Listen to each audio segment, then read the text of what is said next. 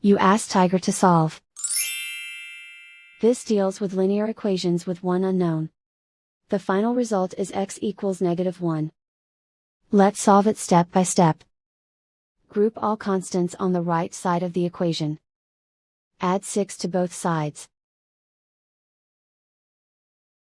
Simplify the arithmetic.